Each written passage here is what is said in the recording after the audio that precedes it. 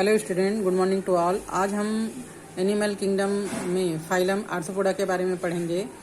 तो phylum arthropoda जो है वो प्राणी जगत का सबसे बड़ा संघ कहलाता है और इसमें मैक्सिमम जो है वो कीट पतंगे यानी कीड़े मकोड़े, जितने भी कीड़े मकोड़े हैं सब अगर क्राउलिंग नहीं कर रहे, उनमें पाद है, संधि युक्त पाद है, तो आप उसको आर्थ्रोपोडा में आंख बंद करके रख सकते हो। लगभग 2/3 जाति पृथ्वी पर आर्थ्रोपोडा का ही पाया जाता है।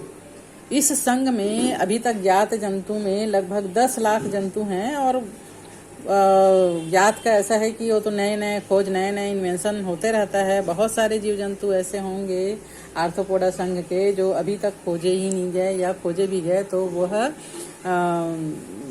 जूलॉजिकल बुक में अभी तक शामिल नहीं किया गया होगा।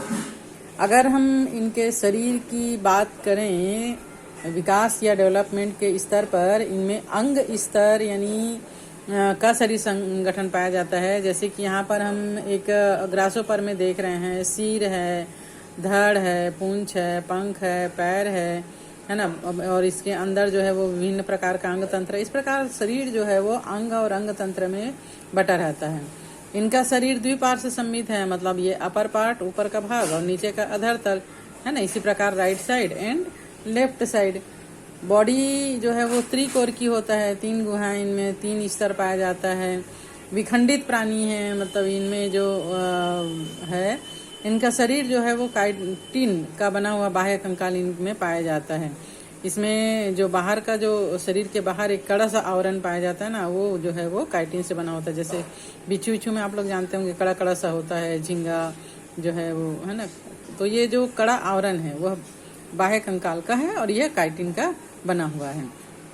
शरीर सिर, वक्ष और उदर में विभाजित है। ठीक है, शरीर जो है वो सिर है, ये वक्ष है, उदर और ये पूंछ, टेल, इसमें विभाजित होता है।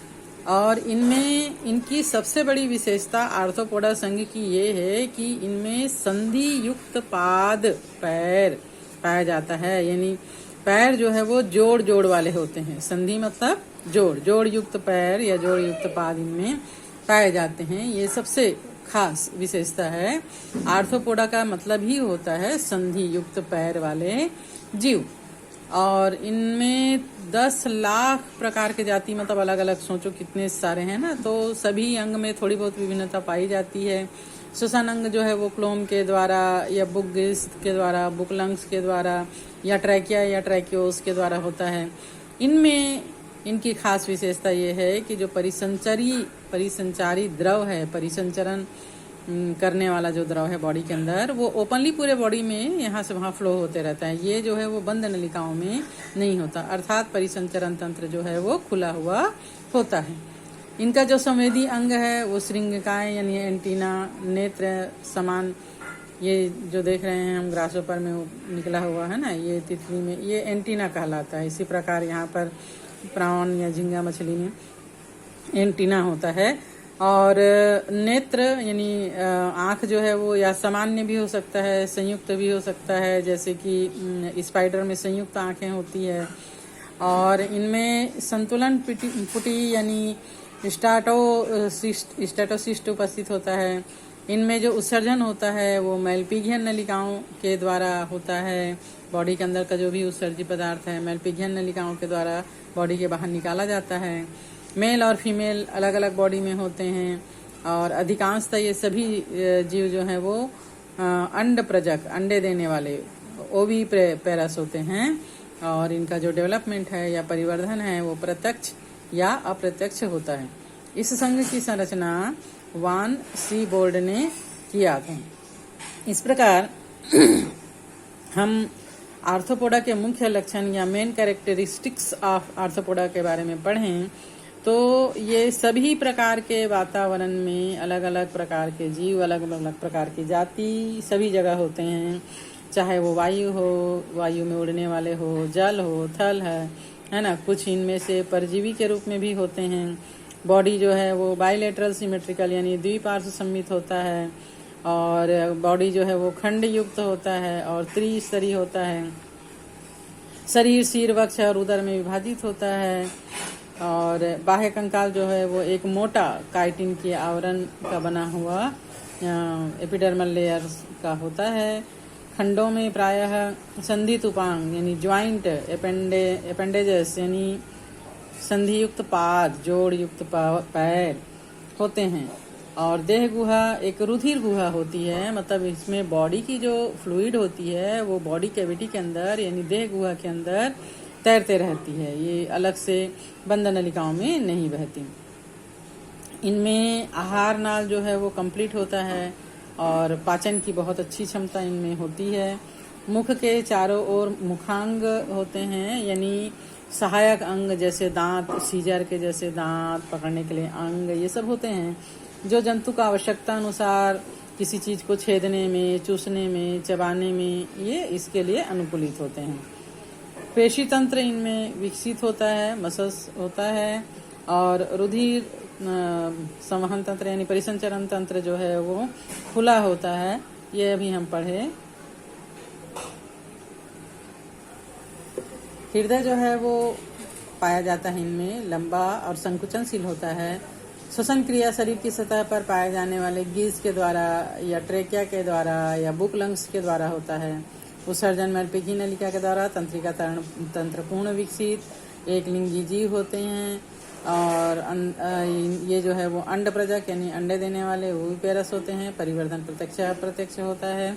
तो शरीर के विभाजन के आधार पर और श्रृंगिकाओं यानी एंटीना के आधार पर और जबड़ों के आधार पर आर्थ्रोपोडा जो फाइलम है उसको कई संघ और उपसंघ में और कई वर्ग में बांटा गया है। तो जैसे कि यहाँ पर हम देख रहे हैं आर्थ्रोपोडा को उपसंघ ट्राइलोबाइटा, जैसे उदाहरण ट्राइथस, चेलिसिरेटा, ये इसको वर्ग मेरिस्टोमेटा, एरेक्निडा, पिग्नोगोनिया में बांटा गया है। और मैंडिबुलेटा इसमें इसको वर्ग क्रस्टेसिया, उदाहरण के लिए फिश, केकड़ा वगैरह। डिप्लोपोडा उदाहरण जो है वो मिलीपीड।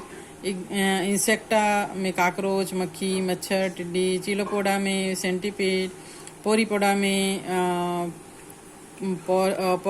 पोरिपस और सिम्फाइला में स्कूटीजेरेला है ना। इसी प्रकार उपसंघ पेंटोस्टोपिडा में उदाहरण है लिंगुएटुराला, टार्डीगेड्रा उदाहरण एकाई निस्कस और अनाइकोफोरा में उदाहरण है पोरीपेरस। इस प्रकार इसका जो कैलकुलेशन अगर हम करें तो आर्थ्रोपोडा जो है वो बहुत ही विस्तृत फाइलम है और सबसे ज्यादा जीव जंतु इसमें। इसके बाद हम आ जाते हैं संघ मुलस्का में या पाइलम मुलस्का।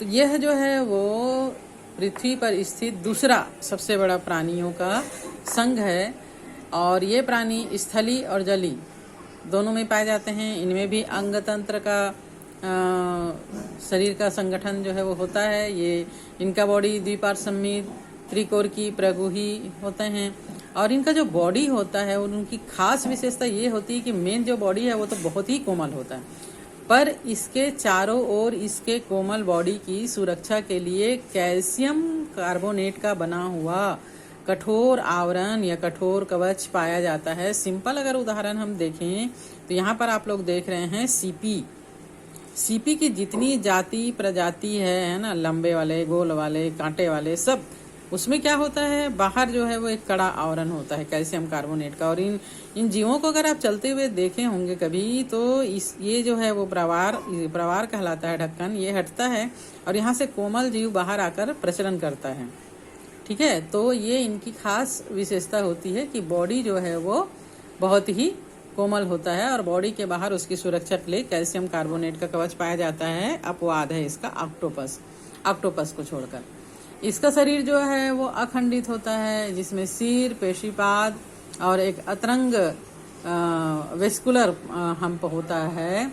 त्वचा की नरम और स्पंजी परत जो है वो वेस्कुलर हम्प के ऊपर प्रवार यानी मेंटल बनाती है, और ये जो है हम्प और प्रवार मेंटल के बीच के स्थान को प्रवार गुहा कहते हैं। आप लोग ने देखा होगा ये जो है ये प्रवार कहलाता है। ये हटेगा तो इसके ये हम्प है ना, और इसके अंदर गुहा होती है, इसी के अंदर कोमल प्राणी जो है वो रहता है। इसमें पंख के समान क्लोम्स या गिल्स पाए जाते हैं जो श्वसन और उत्सर्जन दोनों में सहायक हैं। सिर पर संवेदी स्पर्शक पाया जाता है। मुख में भोजन के लिए रेती मतलब वो होता है ना, आरी का जो दांत होता है उस टाइप का घिसने का अंग होता है, जिसको रेती जीवा यानी रेड्यूला कहा जाता है। नर और मादा पृथक पृथक होते हैं, अंड प्रजक होते हैं, परिवर्धन लार्वा के द्वारा होता है। लगभग 80,000 जातियां इस संघ में पाई जाती हैं, और इस संघ का नामकरण जस्टन ने दिया था। तो ये स्थल पर मीठे पानी समुद्र सभी जगह पाए जाते हैं। अंग तंत्र जैव व्यवस्था खंडहीन कोमल शरीर वाले जंतु हैं, त्रिस्तरी होते हैं, साधारणतः द्विपार्श्वमित होते हैं। शरीर एक पतली झिल्ली मेंटल के द्वारा ढका रहता है, और मेंटल के चारों ओर कठोर खोल या कवच शेल का बना हुआ होता है। शरीर अखंडी, जिसमें सिर, पेशीपाद और एकत्रंग कुंद, आहार नाल पूर्ण युगाकार का रक्त परिसंचरण तंत्र विकसित होता है। इनका रक्त जो है वो नीला, हरा, लाल या रंगहीन होता है, और ये रंग जो है वो हीमोसाइनिन नामक वर्ण के कारण होता है। इनमें हीमोग्लोबिन नहीं पाया जाता। श्वसन क्रिया जल, क्लोम या फुफ्फुस के द्वारा। नर और मादा पृथक पृथक, अंड प्रजक। कुछ जातियों में परिवर्धन काल में ट्रोकोफोर तथा ग्लोकिडियम लार्वा पाया जाता है। मोलस्का संघ को श्वसन अंग, पाद, मेंटल और कवच के आधार पर 6 वर्गों में वर्गीकृत किया गया है। वर्ग मोनोप्लाइकोफोरा, इस वर्ग के जंतुओं में आवरण के रूप में कुंडलित कवच पाया जाता है। जैसे एग्जाम्पल के लिए है नियोपिलाइना, यह एनिलिडा और मोलस्का का योजक कड़ी भी कहलाता है। वर्ग एम्फीन्यूरा, इस वर्ग के जंतुओं में आवरण के रूप में कवच होता है, स्पष्ट सिर अनुपस्थित होता है, जैसे काइटिन में। वर्ग स्कैपोपोडा, इस वर्ग में गमन अंग, पाद अनुपस्थित होता है, जैसे डेंटिलियम, हाथी दांत कवच कहलाता है, ये लंबा सा होता है। वर्ग गैस्ट्रोपोडा, इस वर्ग के जंतु में आवरण के रूप में ऐंठन के कारण कुंडलित कवच और चलने के लिए मांसल पाद उपस्थित होता है, जैसे पाइला, सेब घोंघा, डोरी, समुद्री नींबू, ये जो दिख रहा है ना, ये सभी। वर्ग पेलेसिपोडा, इस वर्ग के जंतु में पाद एवं 2 कपाट पायलों में आकृति युक्त कवच होता है। यूनियो, अलाउनी जल की सभी सीपी, पिन कटेडा, पर्ल आयस्टर, जिसमें मोती बनता है। पर्ल मतलब मोती और आयस्टर मतलब मोती बनाने वाला सीपी। ठीक है, तो मोती बनाने वाला सीपी कौन सा है? Perl oyster. वर्ग सिफेलोपोडा, इस वर्ग के जंतु में आवरण के रूप में मेंटल और सिर पर पाद भुजाओं में होता है। इसका एग्जाम्पल है ऑक्टोपस, बेताल मछली, सीपिया, कटलफिश, लॉलीगो, दैत्य स्क्विड आदि।